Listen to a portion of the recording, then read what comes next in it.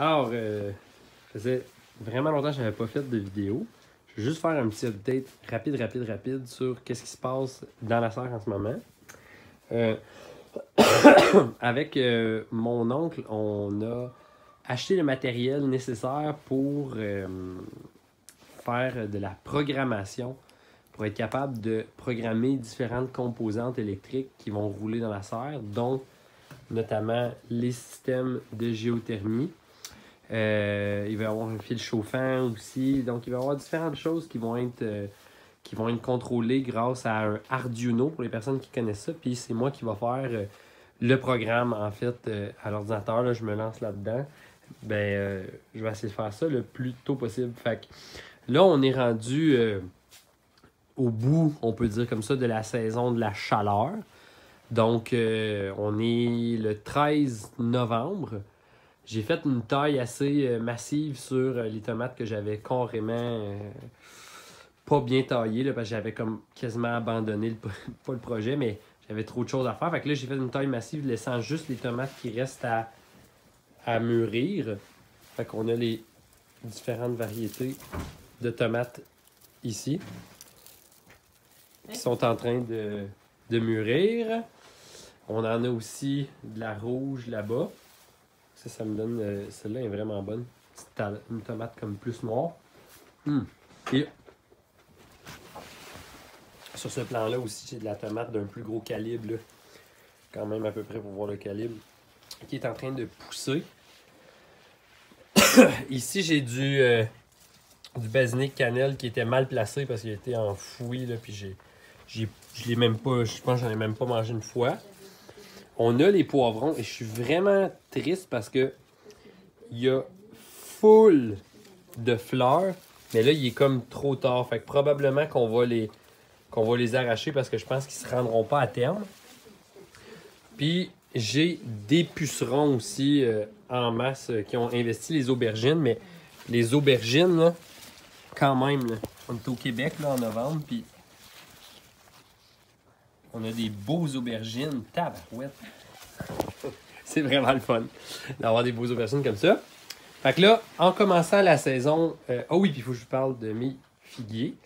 Fait que ici, j'ai des figuiers que j'ai plantés à terre là, qui étaient comme tout petits puis qui ont vraiment poussé dans la première année. Ça, c'est leur croissance de la première année. Fait que je vais voir cet hiver qu'est-ce qu'ils sont capables de vivre, survivre, mourir. Ça a l'air que ça...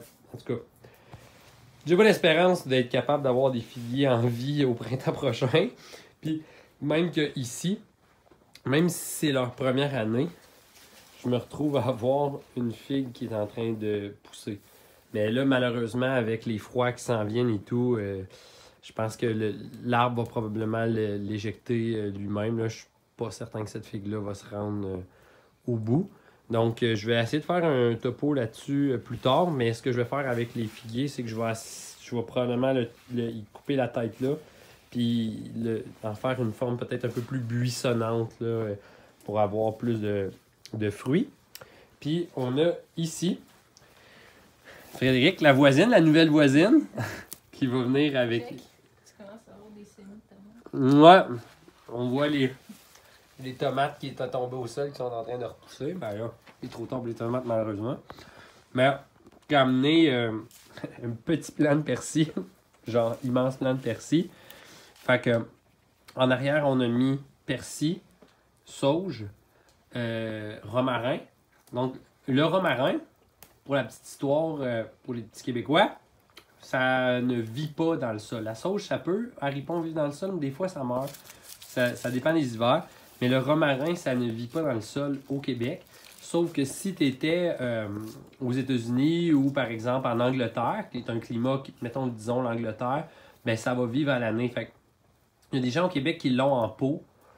Fait que moi, on va essayer de voir qu'est-ce qu'il peut faire cet hiver, quitte à le sortir l'été, là, rentrer l'hiver, sortir l'été, rentrer l'hiver, là, pour voir qu'est-ce que ça peut donner. Mais ça peut donner quand même une plante assez grande, là, même...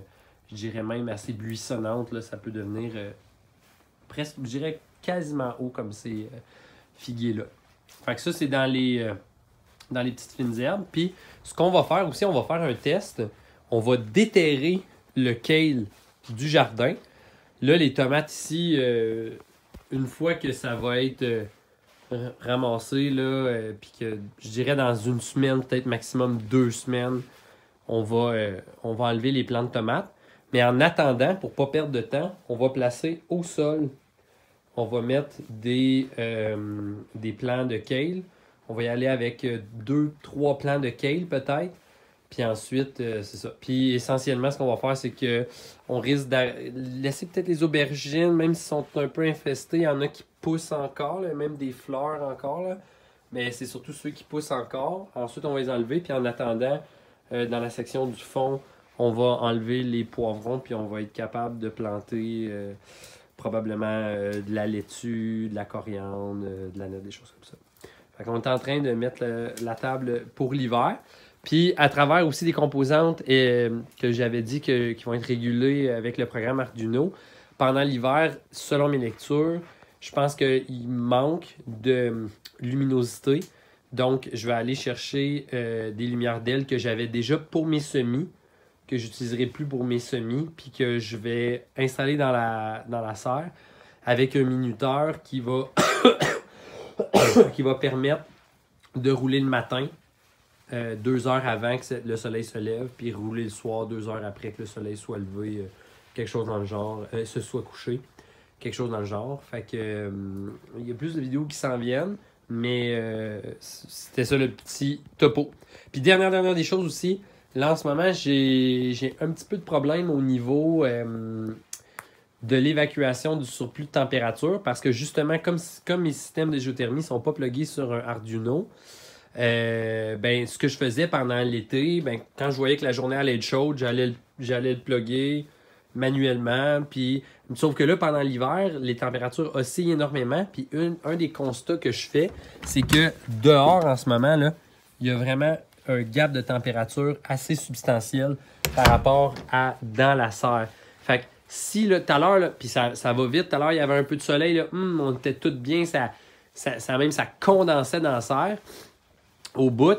Et là, on tombe nuageux, la température devient comme pas mal plus neutre. Puis là, on va passer un cycle d'une nuit très froide, la température descend. Fait que ça bouge beaucoup, mais pour rafraîchir, je peux plus, étant donné la température extérieure, je peux pas juste ouvrir la porte, dire « il va faire soleil aujourd'hui, j'ouvre la porte ».